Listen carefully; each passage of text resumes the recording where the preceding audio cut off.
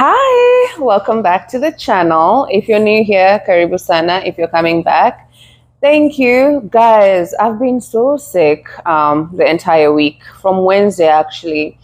But today, I'm feeling so much better. Actually, I feel like I'm completely healed.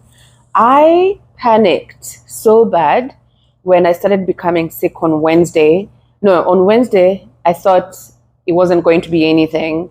So I thought I was going to sleep it off, drink water, drink my Tylenol, and on Thursday I'll be well. But I wasn't. And then I started freaking out because I was like, what if I actually get sick and I have to go to the hospital? I'm scared to go to the hospital in America. Like, I feel like I'm too broke to be sick, even though I have healthcare insurance. But anyways, it just scared me. But I self-medicated and now I'm well. Maybe it was because of the sudden weather change. We had a winter storm from last weekend. The snow is still actually thick outside. It's such a crazy time in America, you know? Like LA is on fire, meanwhile other states, there are winter storms. It's very strange. So that has been my week. Today, I wanted to give a story time, as you've seen on my title. I want to tell you guys over time, I was a market research analyst and I dropped that to become a teacher. This was between 2016 and 2017 when I was doing the MBA at Stanford. I had just come back from, no, not back, but I had just come to Thailand from Kenya. I was in Kenya for 1.5 years after I was in South Africa. So I was in South Africa, graduated in 2015, the whole of 2015 until somewhere June 2016, I was in Kenya looking for a job that never came. It was such a tough time. And those of you who've gone through unemployment understand this. It's very frustrating, you know? So during that time, you know, at the time you're like really pressured because you've done this degree, you need a job. And you're really pressured to find something to do. I remember I even applied to go do a master's in chemical engineering. I got accepted at Curtin University in Australia, even though I don't know if I had a scholarship. I don't know. But for some reason, I just needed something to do. I needed something to take me out of that situation. To even, like, I even stopped. I didn't think to stop and think about advancing in chemical engineering. If I wasn't getting a job with my bachelor's, how easy was it going to be for me to get a job with a master's? Anyways, during that time, my brother was in Thailand. He said, you know, you can come to Thailand as you regroup and then decide what to do. So I went to Thailand, stayed there for, you know, a bit, I think for like a few weeks. And then, so of the MBA from Stanford, I applied for that. I got in. And then that's how I started doing my MBA. To me, I feel like that was like little steps of trying to come from engineering to do something else. So a few months into the MBA, I needed to get money. I know I was depending on my brother, but that's also very tough. So I needed to get money. So I started looking for part-time jobs. I got this organization, a very small startup. It was called, can I say the name? No, let me not say the name. It was a small startup, a consulting firm. I found them on LinkedIn. I applied. I did an interview with them. It was such an interesting interview. The guy asked me to sell to them. They asked me that, let's say I work for Coca-Cola. Coca-Cola wants to mount a vending machine to corporate organizations. How will I, as a Coca-Cola representative, sell this to a corporate? Yeah, it was a very interesting interview, you know. Yeah, I talked about, I'm actually still impressed by how I answered that question. That evening when I go back home, they sent me an email, told me that they'd like me to join the team. So I joined the team as a research analyst. They were paying me $700 a day. No. Oh, wait. Hold on. My bad. 700 baht. I have been talking about dollars a lot. This is why I said $700, but it was 700 baht a day. You can do your conversions, or I'll do the conversions. No, maybe a lot, but you can do your conversions and you'll see that that's just close to nothing for a day. Anyways, I took the job. I took the job because I needed it. You know, when you tell yourself that, it's better than nothing. Yeah. So I started working with them. It was a lot of work I was doing. I was doing a lot of research, but the research that really stands out to me that I thoroughly enjoyed was when my boss told me that we were being contracted by a real estate company from Indonesia. They wanted to venture into Thailand, and they were looking to go into ultra luxury homes. Not just any real estate; it had to be ultra luxury. So the first thing my boss told me was to research which neighborhoods in Bangkok have this rich people, and then after doing the research, finding the places, I then did another research to to craft a very well thought out questionnaire to ask these rich people what kind of homes they'd like. Because if you're going to venture into ultra luxury, you just can't construct what you think. You actually have to talk to the rich people, ask them what they'd like to see, what they'd use this real estate for. Is it for investment? Is it their homes? So I did the questionnaire.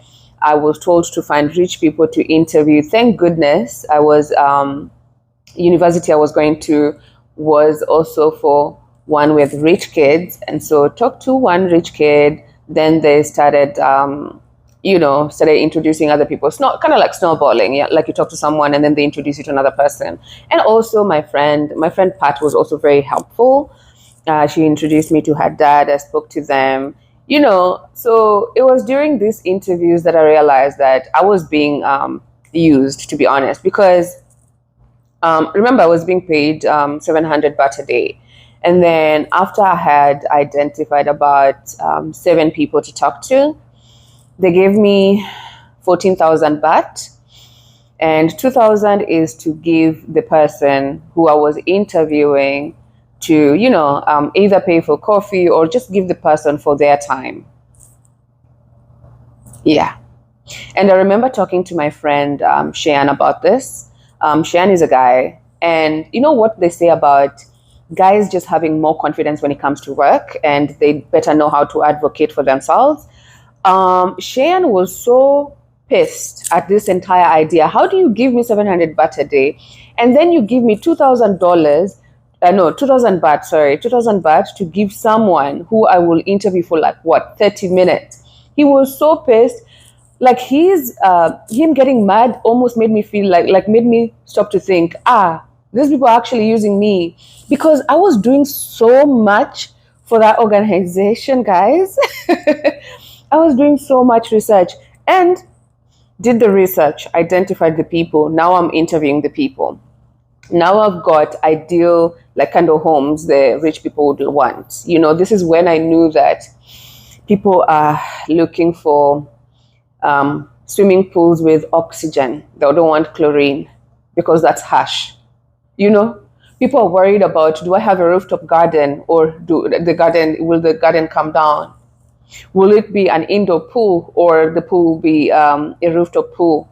I was like, hey, when I was talking to people, I'm like, what world do people live in? They're telling me their net worth, and I'm like, yeah, I can't even fathom it, But it's good to talk to people like that, because then you kind of have some things to aspire to. I didn't know I could aspire to a pool with oxygen. I didn't know I could aspire to have a home with, is it called a vacation room or a vacation room? It's like a room designed to look like a beach or something like that, somewhere where you can go and relax. Anyways, After I had spoken to the rich people, I then now had to find what the competitors were doing. I liked this part of the interviewing was a bit intimidating because these are people who are very, very rich. But then when it came to trying to find out what the competitors are doing, I found this very challenging and very interesting to me. And so I would call people. I would call like the real estate, and I would tell them that I am like a PA to some expert, some British expert or American expert who's looking for a home. And I'm trying to get specifications of their homes, what they have in their homes.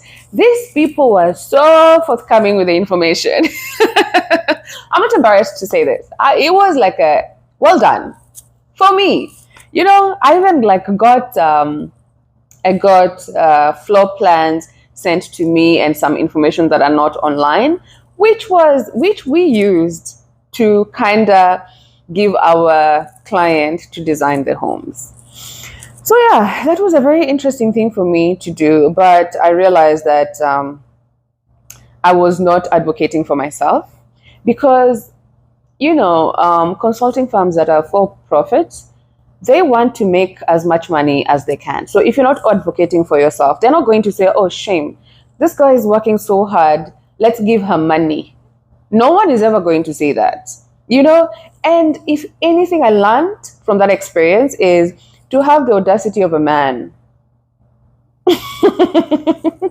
Not in other areas. We are not talking about other audacities, guys. We are talking about strictly jobs and employment. Have the audacity of a man. Those people have confidence for days. If it wasn't for Cheyenne, I wouldn't have gone back to ask my boss to give me a raise because I was doing a lot, guys, and they knew that I was good at what I was doing because then they had started suggesting that I start taking classes in R. I think they were willing to pay part of it. Yeah, they were willing to even send me somewhere to America for some conference because they knew that I was like me. I'm the type of person, if I sit down to do something, I want to do it properly, and so the input I was giving was like proper input.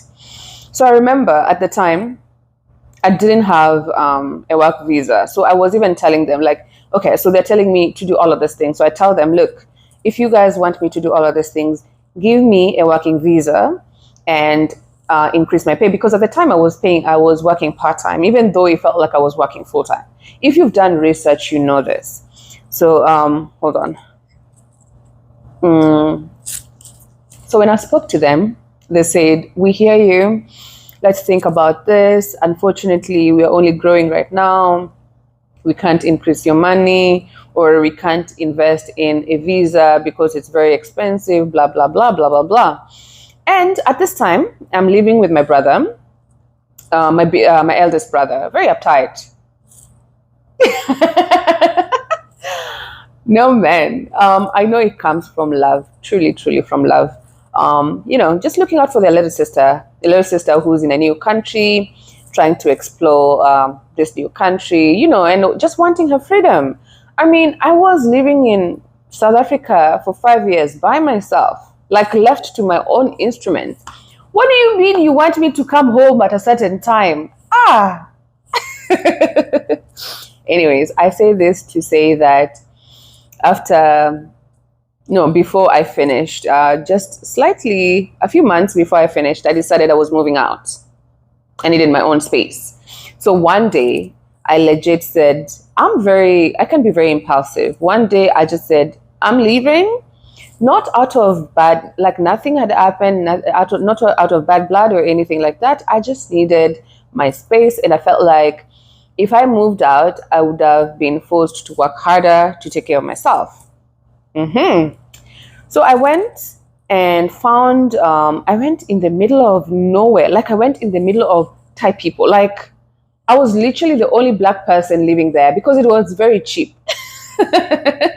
Each time I would go out, everyone would look at me like, what is this girl doing here? There was literally no other foreigner where I was living. This was in Ratchada. Was it in Ratchada? Was it Ratchada or a few I was going to say streets. They're not streets. A few sois, not sois. But I was somewhere in Ladprow, but inside Ladprow. So I move out. My rent is 4,500 baht at this time. Remember, I'm getting 700 baht a day. So I'm thinking, hey, I didn't think here quite well. You know, I didn't really think, because I have the expenses are now all on me. My food, my rent, everything is on me. So I'm thinking, wait, let me have a conversation with these people again. I have a conversation with these people again. They're saying, oh, give us time. That's when I thought, that's when I realized that, I need to think of a different way to survive. And teaching, as I said, I've always said in my other videos, teaching is kind of readily available. And another thing I learned from this experience is when people smell desperation from you, watakutumia vibaya. Watakutumia vibaya. These people, they realize this girl is desperate. She'll not leave us. She can't afford our expenses. She will not leave us. We're not going to give her money. We'll still continue using her. Mimi ni nani? I hate being used more than anything. Yani, if I'm going to put my best, please compensate me like that. I really hate it. So anyways, I started looking for jobs. Yani, that day I was in my room. It was a studio. Nikambia, and then I sat down, I prayed. Nikambia Mungu, I don't want to be in this situation come my birthday. My birthday is in the 9th of September. So I started applying for teaching jobs. I got a teaching, there was this teaching job at Ramkameng University, the high school now, math teacher. They were looking for a math teacher. Math is kind of my thing. So I applied for it. And this was a few days to September. 30th of August, they called me for an interview. The interview was teach math to a class of high school kids. So I taught them. I picked a topic. They gave me a textbook. Taught them was it calculus? No, algebra. I taught them algebra.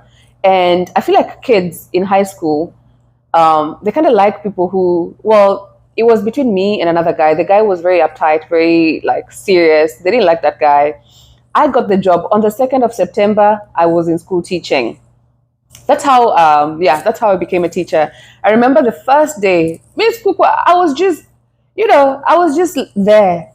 I didn't know anything about the Thai. So bad.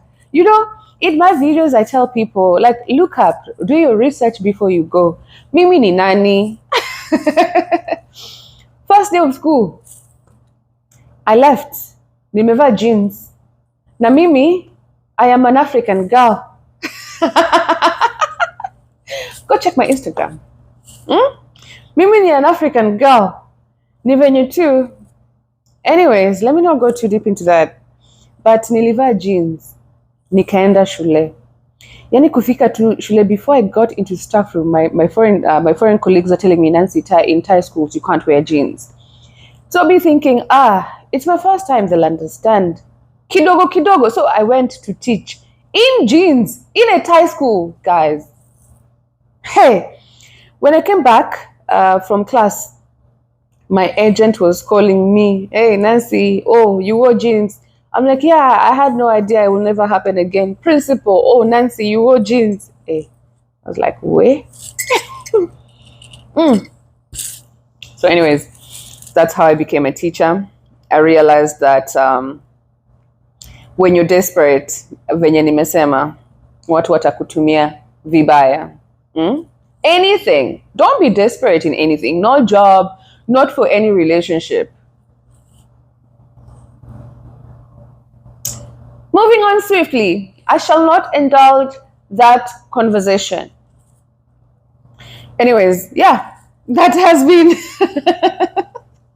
the story time of how I went from being a market research analyst to being a teacher. One interesting thing though, this video is going on for too long, but anyways, I needed to say this. Everything was happening in such an interesting way that I hadn't realized at the time, thinking about it, I was thinking about it the other day, how I have transitioned from being an engineering student to working as a teacher. to now in international development. These are the things that I like, you know. When I was in second year at Stellenbosch, I was a student assistant for applied maths. Guys, I was a student assistant for applied because I enjoyed it. I enjoyed passing information. I think, in a way, that's how it's supposed to be for me. Just giving information in some sort, in some capacity, whether it's being a teacher or, like telling people how you can go to Thailand and become a teacher. So yeah, it's very interesting how things have been unfolding. Anyways, thanks for sticking. If you've stuck around until this time, thank you so much. If you haven't subscribed, please do subscribe, and I'll see you next time when I talk about something random again. All right? Take care and bye-bye.